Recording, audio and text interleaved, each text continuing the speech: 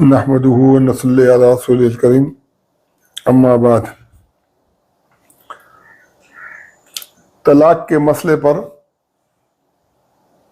آج کل میڈیا کے اندر مختلف علماء جو ہے نا بات کرتے ہیں۔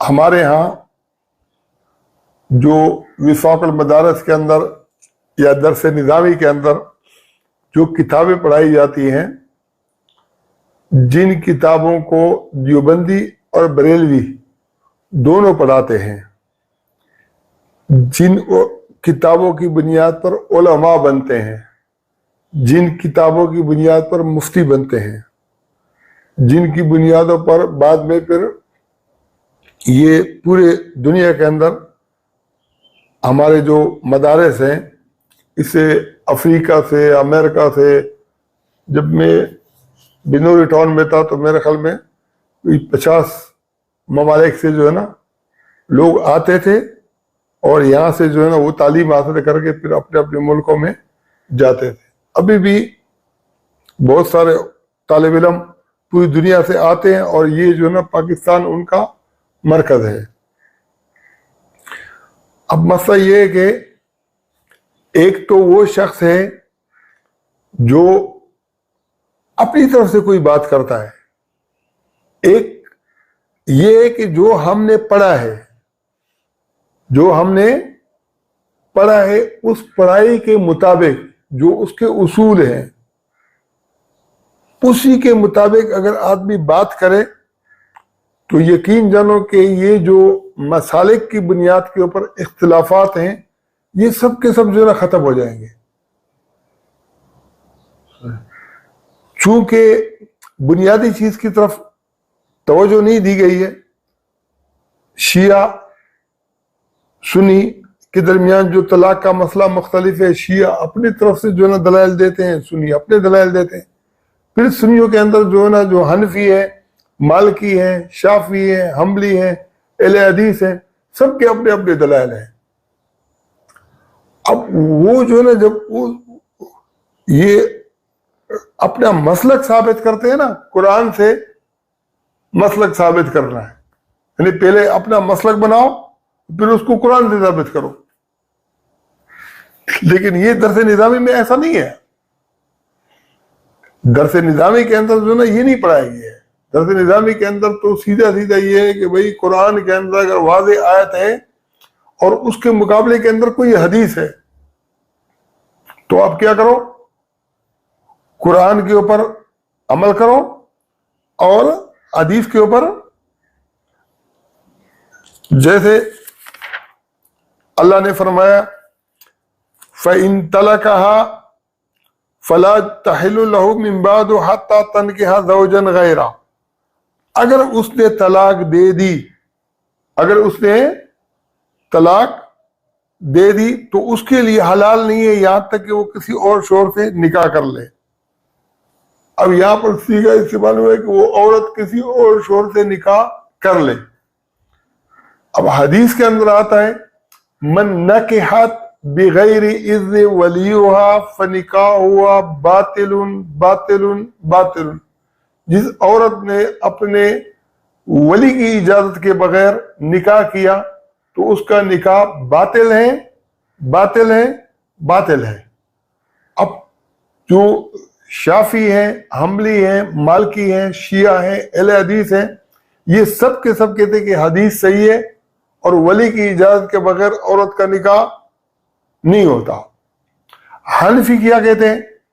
حنفی کہتے ہیں کہ اللہ نے قرآن کے اندر یہ کہا ہے کہ حَتَّى تَنكِحَ زَوْجًا غَيْرَهُ، یہاں تک کہ وہ کسی اور سے نکاح کر لے۔ اب نکاح کرنے اور نکاح کرانے میں فرق ہے۔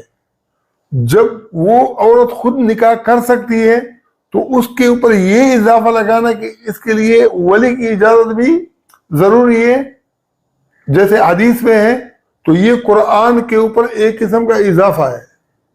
قرآن میں کیا ہے کہ وہ نکاح کر لے اور یہاں کیا ہے کہ اجازت سے کرے، تو اس حدیث کو رد کرتے ہیں۔ کیوں رد کرتے ہیں؟ اس لیے کہ یہاں پر طلاق کے بعد اس کو حکم ہے کہ یہ دوسری یعنی خود نکاح کرے.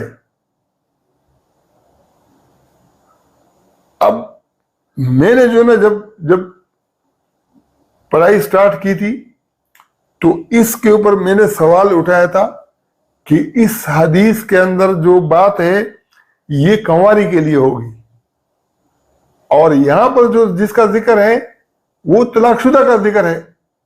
تو مولانا بدیع صاحب جو شیخ التفسیر تھے اور بہت اللہ والے آدمی تھے، اس کے چہرے پر جو ہے نا میں نے رونق دیکھی اور مجھے کہا کہ آپ اپنی محنت جاری رکھو، جب آپ اگلے پڑھو گے آگے. اب اس وقت تو ہم نے آگے نہ حدیثیں پڑھی تھی نہ قرآن پڑھا تھا، ایک اصول فقہ کا اصول شاشی تیسرے درجے کی کتاب تھی، تو اس کے اندر جو نا یہ آیت بھی آگے پیچھے اس کا ترجمہ کچھ نہیں آتا تھا، خالی یہاں حتی تنکحا زوجا غیرہ اور وہ ادھر سے حدیث. تو یہ وہ صلاحیت تو نہیں تھی. اب مسئلہ یہ ہے کہ ہم اس کلیے کو جب دیکھتے ہیں، ہم اس کلیے کو لیتے ہیں کہ حدیث قرآن کے مقابلے میں آئے تو وہ حدیث قابل عمل نہیں ہے. تو اللہ قرآن کے اندر اس سے پہلے کیا کہتا ہے؟ وَبُعُولَتُهُنَّ أَحَقُّ بِرَدِّهِنَّ فِي ذَلِكَ إِنْ أَرَادُوا إِصْلَاحًا. شوہر عدت کے دوران صلح کرنے کا یا ان عورتوں کو لوٹانے کا حقدار ہے، لیکن اصلاح کی شرط پر، صلح کی شرط پر. ان ارادوا اصلاح، اگر وہ اصلاح چاہتے ہو، صلح چاہتے ہو، شرط یہ ہے. اب اللہ نے قرآن کے اندر رجوع کی اجازت دی ہے عدت کے اندر. اگر کوئی ایسی حدیث آتی ہے جس کے اندر صراحتاً یہ ہو کہ عدت میں عورت شادی یعنی رجوع اگر مرد کرنا چاہے تو نہیں کر سکتا، تو ہم اس حدیث کو رد کر دیتے. لیکن ایسی حدیث ہے ہی نہیں کہ جس میں نبی علیہ السلام نے عدت کے اندر کسی کو روکا ہو کہ ابھی تم نے 3 طلاقیں دے دی، ابھی تم نے حرام کہہ دیا، ابھی تم رجوع کر نہیں سکتے ہو. اگر یہ حدیث ہوتی بھی تو ہمیں جو پڑھایا تھا وہ جو پڑھایا ہوا سبق ہے وہ بھی ادھورا ہے، اس کے اندر بھی نقص ہے. اور وہ نقص مجھ جیسا طالب علم جس کو کچھ بھی آگے پیچھے کا پتہ نہیں تھا، مجھے جو ہے نا اس نقص کا پتہ چل گیا. آج اگر ہم اس طرح کی آیات نکالیں تو میں یہ سمجھتا ہوں کہ اللہ قرآن کے اندر کیا کہتا ہے؟ جو سورہ طلاق ہے اس کے اندر بھی یہی باتیں ہیں کہ عدت میں رجوع ہو سکتا ہے، عدت میں رجوع ہو سکتا ہے، عدت میں رجوع ہو سکتا ہے. تو اگر اس کے مقابلے کے اندر کوئی، لیکن شرط کیا ہے؟ صلح کی شرط پر معروف طریقے سے رجوع ہو سکتا ہے.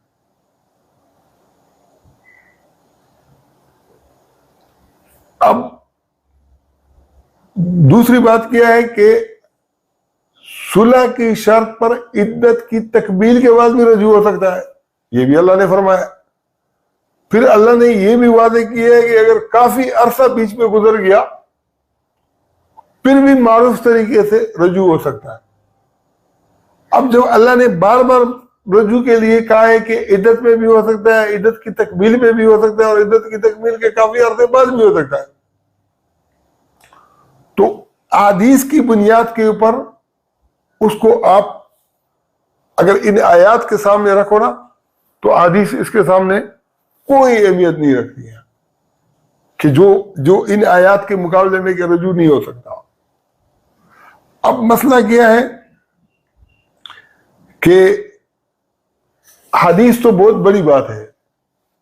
حضرت عمر فاروق رضی اللہ عنہ نے جو یہ کام کیا نا کہ کوئی مسئلہ ان کے سامنے آیا کہ ایک شخص نے اپنی بیوی کو 3 طلاقیں دی اور پھر حضرت عمر نے اس کے اوپر 3 جاری کر دی اور کہا کہ رجوع نہیں کر سکتے ہو. ہم یہ کہتے ہیں کہ حضرت عمر فاروق کا یہ جو فیصلہ تھا یہ 100% ٹھیک تھا. کیوں ٹھیک تھا؟ اس لیے ٹھیک تھا کہ وہ جو یہ حضرت عمر کے دربار کے اندر معاملے کا آنا،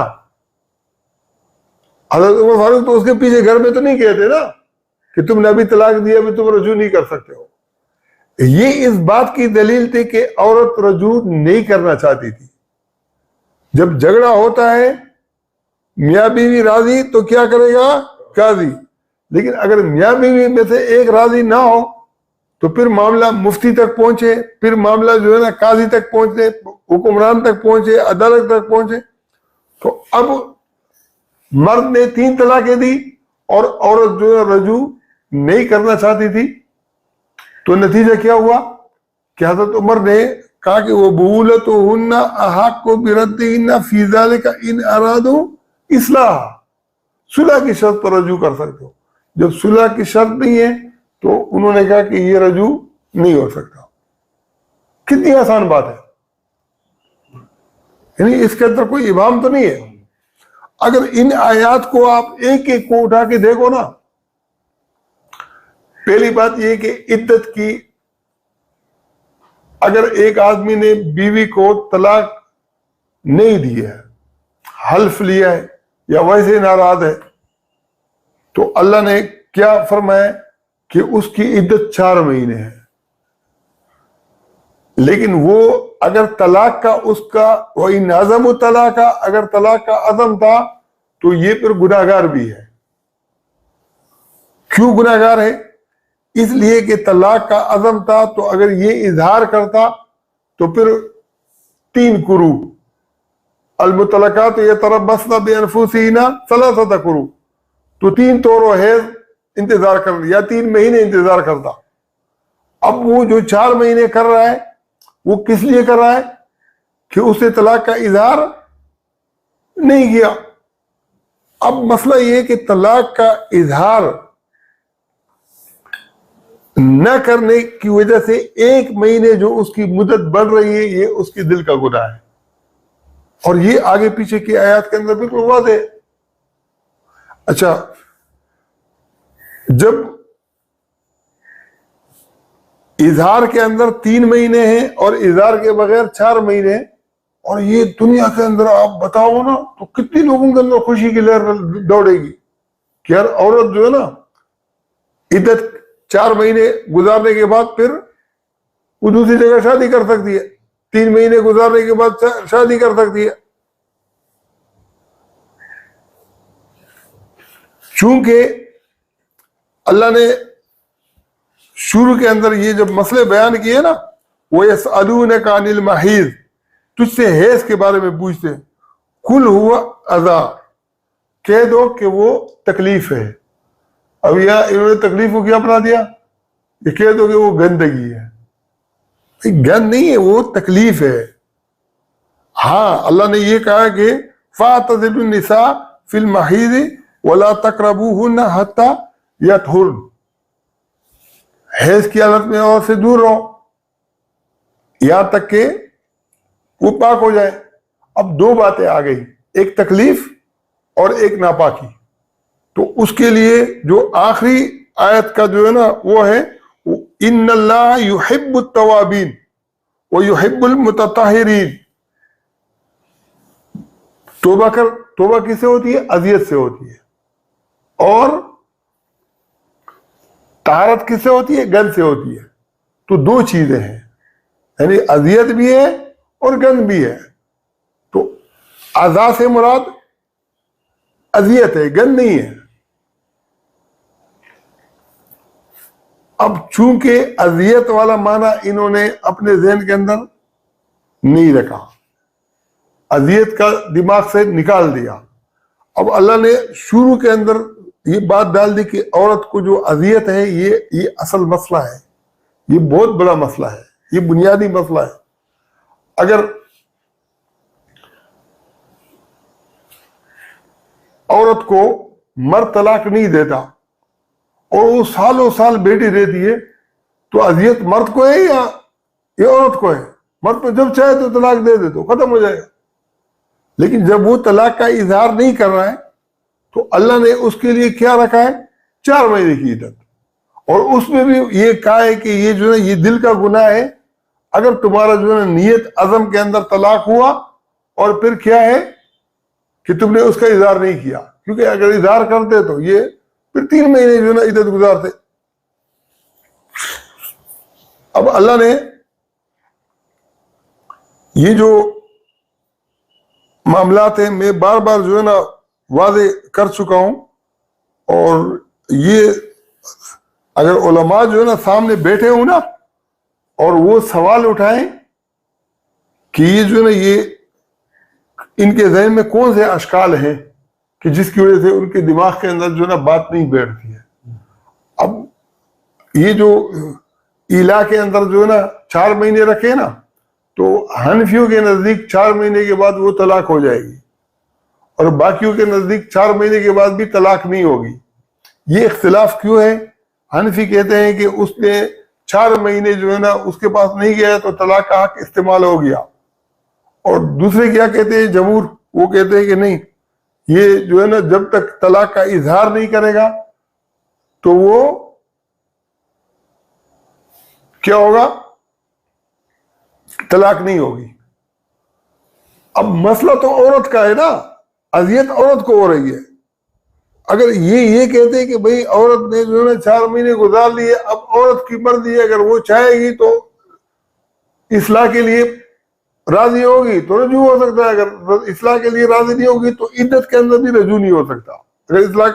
اگر اصلاح کے لیے راضی ہو تو عدت کے بعد بھی رجوع ہو سکتا ہے، اگر اصلاح کے لیے راضی نہ ہو تو عدت کے بعد بھی رجوع نہیں ہو سکتا، دوسری جگہ شادی کر سکتی ہے۔ یہ بھی عدت ہے۔ یتربصن بانفسہن تربص 4 اشہر، یتربصن بانفسہن 3 قروء، دونوں کے اندر تربص ہے، دونوں کے اندر انتظار ہے، دونوں عدت ہے۔ اب ایک اور مسئلہ ہے کہ اللہ نے قرآن کے اندر سورہ طلاق کے اندر کیا فرمایا ہے؟ سورہ طلاق کے اندر اللہ نے کہا ہے کہ